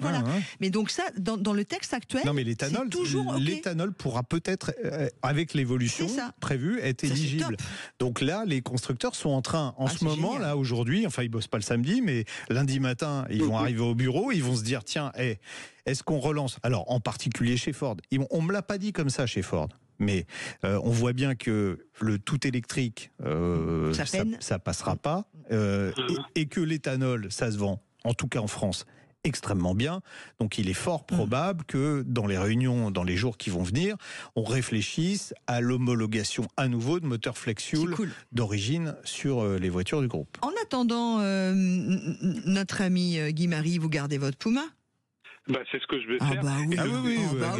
Gardez-le. Voilà. Sinon, si vous le vendez, c'est qu'à moi. Mais non, mais en plus, il est génial parce que j'avais bien écouté vos conseils à l'époque, Jean-Luc. Et franchement, je l'ai pris le titanium de base pour avoir pour pas avoir les grosses roues. Pour pas avoir les grosses roues. Et après, j'ai rajouté quelques options qui m'ont pas coûté si cher que ça, pour avoir tout le confort possible. Et franchement, il est génial. Je suis très surpris. Franchement, je suis agréablement surpris de cette voiture parce que au départ, elle était faite uniquement pour mon épouse. Puis maintenant, vous l'avez piqué. C'est toujours comme ça que ça se passe. Les femmes, elles, achètent des bonnes choses et font des bons choix. Et les mecs leur piquent. Quand le kilomètre vous coûte moitié moins cher, la réflexion elle est vite faite. Et puis au-delà de ça, c'est que la voiture est agréable. Oui, en plus elle est très sympa à conduire. Bon super, Guy Marie, on vous fait un gros bisou. Merci Guy Marie. Merci. Ça y est, pouf. On a perdu Guy ? Oui, et je pense que Oui, allô. Oui, Vous m'entendez? Oui. Vous m'entendez? Non, on vous écoute pour la fin. Ok, ben écoutez, franchement, si j'avais pas eu ces conseils-là, je crois que je me serais planté il y a 2 ans pour acheter une voiture, et j'étais parti vraiment pour acheter une électrique, et franchement, je veux dire, j'ai rien contre l'électrique, hein, mais pour ce que j'en fais, j'aurais fait une grosse erreur et j'aurais perdu beaucoup de sous. Eh ben super Guy-Marie, merci d'écouter Sud Radio et On parle auto, la meilleure émission de la planète entière sur la voiture. De l'univers. Vous pouvez nous rejoindre. Et de l'univers. De l'univers, j'en ai parlé avec des Martiens, ils m'ont dit on n'a pas mieux chez nous. On arrête de voler, on va venir rouler chez vous. Allez, la pause et puis on va parler de Classic Car et de Rétromobile qui commence. Sud Radio. Parle auto, Classic Cars. Et le 5 février prochain, les portes de Rétromobile vont s'ouvrir. Alors on va en parler évidemment dans Parle auto, on peut pas faire autrement. Salut Romain Grabowski. Bonjour Laurence. Bonjour Romain, directeur du salon. J'imagine que là vous êtes tranquillement chez vous et que vous allez arriver juste mercredi matin pour préparer ce grand salon. Bien sûr, vous n'avez rien à faire. Évidemment que non, je suis déjà sur place. Je suis arrivé on l'entend. à 10h. On l'entend. Vous avez quelqu'un qui siffle, qui siffle à côté de vous là, non? Eh ben écoutez, oui, il y a des Fenwick, il y a des centaines de personnes qui sont en train de poser de la moquette, des cloisons. Et si vous m'y autorisez, je veux partager avec vous ma première émotion du salon. Je me trouve à côté d'une Citroën Kégresse qui vient juste d'arriver. Chenille. Il se trouve qu'elle est exactement, donc imaginée par Adolphe Kégresse à l'époque. Et il se trouve qu'elle vient du musée de Saint-Jean d'Angély. Ah, en Charente-Maritime, à côté de Saintes. Elle avait été léguée à l'époque, dans les années 30, par l'aventurier Audouin Dubreuil, qui était originaire de Saint-Jean d'Angély, à l'issue en rentrant d'une des croisières. Et c'est la première fois, figurez-vous, depuis les années 30, que la voiture sort du musée, la toute première fois. Wow. Et donc elle est là devant mes yeux, elle vient d'arriver. Bon, super. Alors ça, c'est une des expositions. Il y a une expo donc qui est dédiée à Adolphe Kégresse, qui a mis au point ces fameuses autochenilles. Tout d'abord pour le tsar Nicolas II pour rouler dans la neige, et ensuite ça a été repris par Citroën qui a fait les fameuses croisières noires, croisières jaunes, qui ont rendu la marque encore plus célèbre que ce qu'elle n'était. Mais il n'y a pas que ça cette année. Alors j'aime bien parce que vous appelez ça le plus grand garage éphémère du monde à partir de cette année. Moi je trouve ça fabuleux. Il y a plein d'autres expos. Il y a un petit modèle dont on vient de parler là juste avant avec Michelin, parce que c'est en partie pour elle que les pneus XAS ont été développés. Mais il y a un gros anniversaire pour un véhicule français totalement mythique. On est au-delà de l'emblématique, qui est devenu mythique. Et oui, Cocorico, 70 ans de la DS, en partenariat avec le constructeur. On s'est amusé à retrouver un échantillon représentatif des 20 et quelques années de la carrière de la DS, des différentes couleurs, différents modèles, et donc une exposition assez inédite. Il y a beaucoup de choses qui ont été faites notamment en partenariat avec on l'appelle, alors on parlait du génie des croisières, mais là c'est le génie de la lumière, qui est un monsieur qui s'appelle Régis Mathieu, donc de la lustrerie Mathieu, voilà, qui est un amoureux d'automobile et qui est dans le sud, du patrimoine vivant, exactement, à côté de Gordes. Ouais. Et donc, sans trop vous en dire, parce qu'après il va falloir que vous gardez un peu de secret, mais donc les DS de l'expo seront toutes proposées avec un lustre magnifique créé pour l'occasion de plusieurs centaines de kilos au-dessus de la voiture pour avoir un reflet entre la carrosserie et puis les quelques milliers d'ampoules qu'il y aura sur les lustres. Si on veut avoir une idée, on peut aller voir les vidéos qui sont sur le site d'ailleurs de Rétromobile, puisque là on y voit Régis qui installe les ampoules sur un des lustres, donc j'imagine qu'il sera présent sur le salon. On parlait de DS, le constructeur, mais cette année, alors moi il y a quelque chose qui m'a surpris, il y a 17 constructeurs qui sont présents à Rétromobile. C'est bien. C'est énorme. C'est la première fois d'ailleurs, je crois. On est très fiers de ça. Je pense que c'est le fruit du travail qu'on a mis en place avec l'équipe. C'est d'avoir non pas seulement une relation de client, mais une relation de partenariat. Et puis après, je pense aussi que le passé a de l'avenir, c'est-à-dire qu'une multitude de constructeurs, alors on a parlé de DS, mais on pourrait aussi évidemment parler de Renault. On y sera d'ailleurs. Récemment, exactement, qui seront là. Je peux vous dire que le stand est en train de se monter. Il va être magnifique. Ils ont dévoilé hier sur les réseaux sociaux le concept du stand. C'est absolument grandiose. 700 mètres carrés. rempli de passion automobile, c'est grandiose. Voilà. Et après, on a la chance d'avoir une multitude de nouveaux constructeurs qui nous rejoignent. 3 japonais, Toyota, Mazda, Mitsubishi, Bentley aussi en nouveauté, Maserati, et puis après les habitués aussi, Skoda, Porsche, Mercedes, Renault. Et puis Cadillac aussi qui nous rejoint cette année. Romain Garbowski, on va parler de roues aussi parce qu'il y a une très belle exposition avec Éric de Seine. Plusieurs expositions, mais en particulier Éric de Seine qu'on avait reçu il y a un an pour son bouquin là, sur les pilotes. J'adore le garçon. Et qui a sorti quelques motos, alors très rares de sa collection parce qu'il a des engins uniques en plus. Ben c'est ça la magie du salon, c'est qu'on essaye de proposer tous les ans, on se creuse la tête avec toute l'équipe et notamment Thierry pour proposer au public de l'inédit, des choses qu'on n'a jamais vues et je dis souvent si le salon n'existait pas, il faudrait être un passe-partout avec un porte-clés de milliers de clés pour accéder à la collection privée. Et la collection d'Éric de Seine est un bon exemple. Elle est quelque part cachée en France. Uniquement ses amis et quelques apifiaux ont la chance de l'avoir en temps normal. Et nous, donc, on a sorti une vingtaine de très très très belles pièces, y compris une voiture, parce que je ne sais pas si vous le savez, mais l'oncle de Éric de Seine était constructeur automobile. Donc, on a même une De Seine, une voiture d'avant-guerre. Et puis une vingtaine de motos qui sont proposées aux visiteurs. Alors, dans les reproches qu'on fait à Rétromobile ces dernières années, on dit oui, c'est un salon qui est devenu un peu élitiste. Vous avez décidé justement pour faire mentir les mauvaises langues, de remettre au goût du jour quelque chose qui a fait le succès du salon au tout début. Vous étiez peut-être même pas né, Romain. C'est une bourse d'échange pour les pièces d'auto. Tout à fait. Moi, avant d'être directeur du salon, je suis véritablement un passionné. Je suis sur les bourses, les brocantes le week-end pour chercher ce qu'on appelle de l'automobilia. Donc, c'est vraiment ça qui m'anime. Ce salon, on le veut surtout pas élitiste. C'est-à-dire que je trouve que dans la société actuelle, c'est beau de rêver. Et donc, on a effectivement un hall 1 qui relève du domaine du rêve. On va avoir des autos qui sont inaccessibles, des choses extrêmement rares avec des prix stratosphériques. Mais je trouve que voilà, c'est ce qu'on propose, c'est la magie de l'automobile, c'est du rêve, des choses exceptionnelles. Et après, on a passé beaucoup de temps ces dernières années, y compris cette année, à repenser l'offre club, parce que le milieu du véhicule de collection n'existe pas, ne vit pas sans la club, on est d'accord. Voilà, sans les clubs. Donc, on a plus 20% de clubs cette année. On a créé un bistrot des clubs qui va être un lieu de convivialité au centre. Et comme vous l'avez mentionné, Jean-Luc, on aura aussi cette année une bourse de pièces qui sera proposée sur un format de jour le vendredi et le samedi pour les visiteurs qui ont la chance d'être avec nous. Alors juste, on va parler sport un peu, parce qu'il y a aussi la Formule 1 qui est représentée avec sur un Rétromobile. plateau aussi exceptionnel. C'est vrai que la France a quand même brillé pendant longtemps en Formule 1. On l'oublie un petit peu aujourd'hui avec... Prost. Là, ça s'appelle la Formule 1 tricolore des années 60 à nos jours, c'est ça, hein? Voilà. Pareil, on s'est affairé à rassembler 16 Formule 1 qui ont toute la particularité, le point commun d'avoir un lien avec la France. Donc on aura bien sûr des Formule 1 françaises. Alors on pense à Matra, on pense à Ligier, on pense au début des années 2000 à Prost. Donc ça c'est un premier axe. Le deuxième, on aura des Formule 1 pilotés par des pilotes français, donc des Ferrari par exemple d'Alesi ou de René Arnoux. Une Toro Rosso qui est plus récente, de 2013 de Jean-Éric Verne. Et enfin, troisième axe, on aura des F1 propulsés par des moteurs Renault français, ou alors aussi une McLaren avec un moteur Peugeot. Bon, c'est top.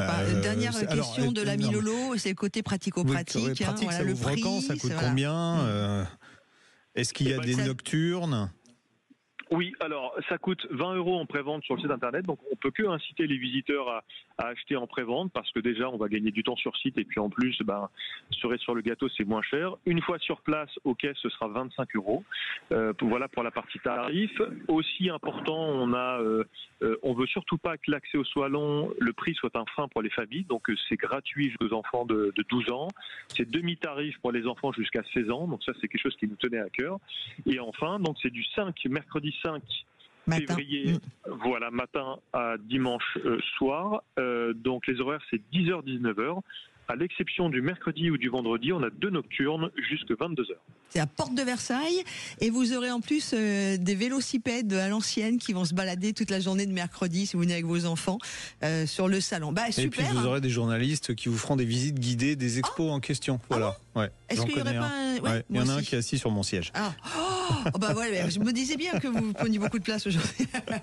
On vous embrasse. Merci Romain. Salut Romain. Merci. À la semaine prochaine. Et on se voit nous. Avec grand plaisir. À la semaine prochaine et puis on se retrouvera samedi en direct l'émission du stand Renault Classique. 2h, donc si vous voulez venir assister, vous êtes les bienvenus. De 10h à midi, vous serez évidemment bien reçus comme on le fait d'habitude, même à l'antenne de Sud Radio. On va dans quelques instants parler d'actualité avec Nicolas Kurzoglou, qui est ingénieur responsable carburant chez Bioéthanol. Donc vous l'avez compris, on ne va pas parler de cacahuètes. À tout de suite. Et l'ami Jean-Luc qui connaît ma particularité, qui a commencé par donner ce titre à la chronique qui va suivre. La France toujours championne de l'alcool au volant. Mais évidemment, ce n'est pas cela dont on pense, parce que moi je ne prends jamais le volant, je reste dormir chez mes copains. Bonjour Nicolas Kurzoglou. Bonjour Nicolas. Bonjour Laurence. Ingénieur responsable carburant chez Bioéthanol. Oh, mais quelle beau jolie voix vous avez ce matin. Que vous arrive-t-il, Nicolas? Il a légèrement enrhumé. Il a un peu abusé de l'éthanol hier soir, et voilà. Bon, c'est normal, il s'appelle Nicolas. Hein, oui, donc Nicolas, l'alcool. Allez hop. Une petite publicité gratuite. Bon, Nicolas, pas question de conduite en état d'ébriété, on l'a compris. Mais la part de superéthanol E85 dans les ventes en France se maintient. Alors, on peut voir le verre à moitié vide ou à moitié plein. Les autres années, on avait une progression qui était assez substantielle en général, à 2 chiffres d'une année sur l'autre. Cette année, vous avez fait votre conférence de presse cette semaine, vous avez annoncé une progression plus modeste, mais ça ne veut pas dire que les Français n'aiment plus l'alcool. Non, effectivement, il y a plus de 400 000 automobilistes qui roulent avec de l'E85. À peu près 2 tiers avec des boîtiers, 1 tiers avec des voitures d'origine. Et la consommation est aux alentours de 900 millions de litres. Donc là, c'est plutôt le verre à moitié plein. D'accord. Ça représente quoi en pourcentage de consommation des carburants? 6%? C'est 6% de la part de marché des essences. D'accord. Et ça croît gentiment, quoi, depuis des années et des années. En 4 ans, on fait 2,5 fois plus. Quoi. Vous parlez bien 300 aujourd'hui. millions de litres il y a 4 ans. Ouais. Y a combien d'ailleurs de stations qui distribuent aujourd'hui du superéthanol 85? Aujourd'hui, on a un peu plus de 3800 stations, c'est-à-dire 40% des stations françaises qui le proposent. D'accord. C'est à peu près 10 000 stations en France sur le maillage carburant. Et donc, en fait, en pratique, on trouve toujours une station E85 pour faire son plein. Et en plus, avec l'application Mes stations E85, ça rend encore plus facile le fait de la trouver sur un trajet prédéterminé. Alors, vous allez nous expliquer pourquoi notre auditeur qu'on avait tout à l'heure nous a dit je suis très content. Alors lui, il est très content. Hein. Guy Marie, il est très content de rouler avec un Puma FlexiFuel. Et il dit en plus, en ce moment, l'éthanol vient de passer près de chez moi à 69 centimes d'euros. Pourquoi est-ce que le superéthanol 95 baisse alors que les autres carburants grimpent? Alors effectivement, la news du début de l'année, c'est que le E85, en moyenne, le prix moyen, est 1 euro par litre moins cher que le sans-plomb E95 E10. Donc c'est vraiment des niveaux de rentabilité très très importants. C'était ceux de 2022, juste après la guerre en Ukraine, enfin le début de la guerre en Ukraine.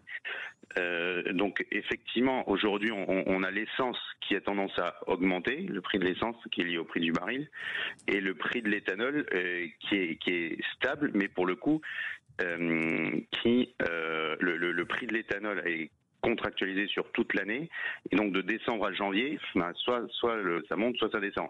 Et en l'occurrence, le prix de l'éthanol pour l'année 2025 a été contractualisé plus bas que pour l'année 2024.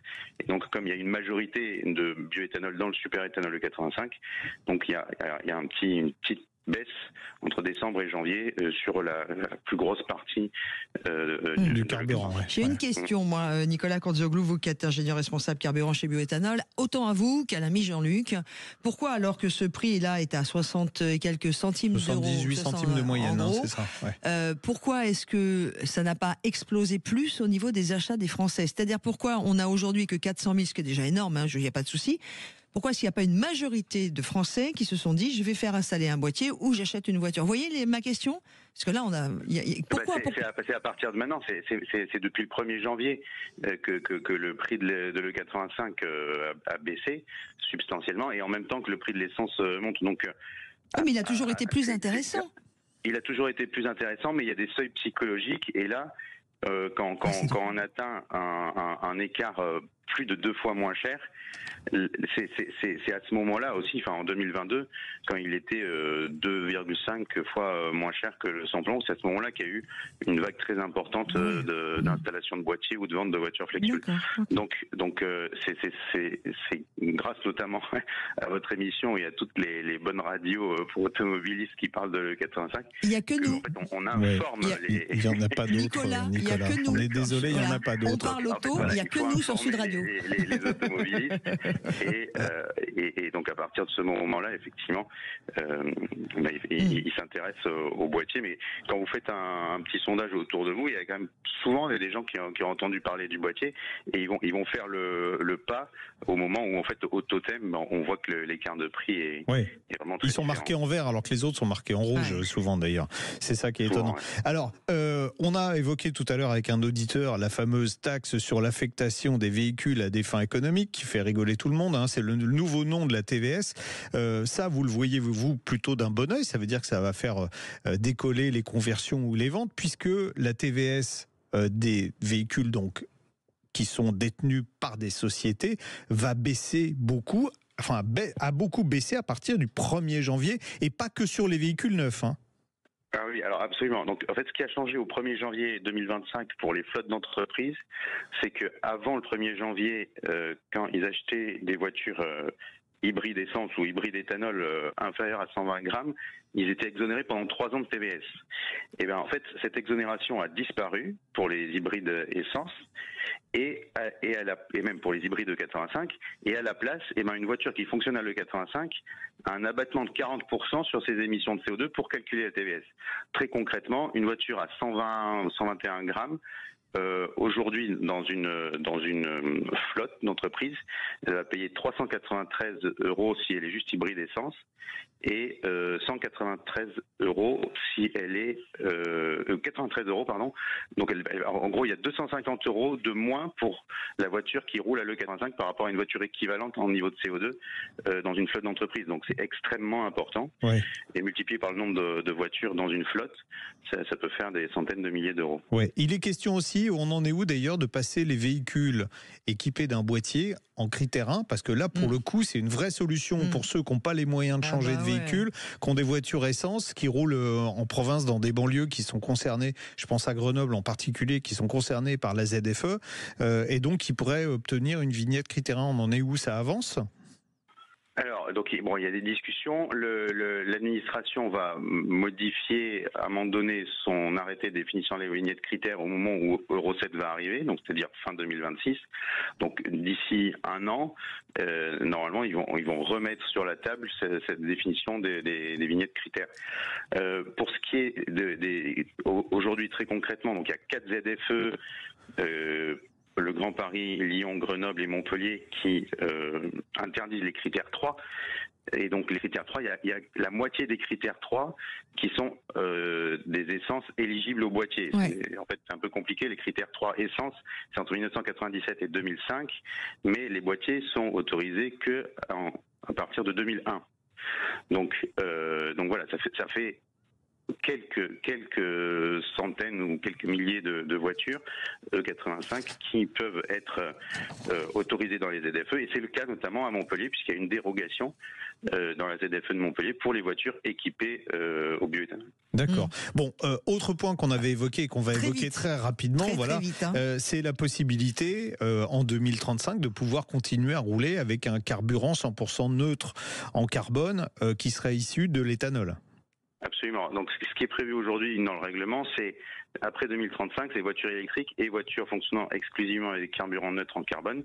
Et donc, nous, on porte le fer à Bruxelles pour que la définition de ces carburants neutres en carbone, ce soit non seulement les carburants de synthèse chers aux Allemands, mais aussi les biocarburants et dont le bioéthanol. C'est plutôt en bonne passe puisqu'on a 8 pays, dont l'Italie, qui qui soutiennent cette position-là. L'Allemagne est pour l'instant que sur les carburants de synthèse, mais ils vont avoir des élections bientôt et c'est possible que ça change vu la coalition qui pourrait. On aura l'occasion d'en reparler. Donc la Nicolas. France va rester championne de l'alcool au volant. Voilà. On adore. Nicolas, désolé Merci de vous beaucoup, couper Nicolas. un petit peu court. Nicolas Courteseglou, ingénieur responsable carburant chez Bioéthanol, mais on aura le bonheur de vous retrouver. L'ami Jean-Luc, à la semaine prochaine. Ah oui, on sera donc sur le stand Renault à Rétromobile. Mais d'ici là, à demain pour déguster les crêpes du champion du monde et de l'univers de la crêpe. Allez, merci à Anthony d'avoir réalisé cette émission et à Irnrine Obla, j'ai encore mangé son prénom, le pauvre, d'avoir été notre standard. Nous, on vous retrouve la semaine prochaine en direct donc de Rétromobile. Bon dimanche et bon week-end, bon samedi. Sud Radio. Parlons vrai. Parlons vrai. Sud Radio. Parlons vrai.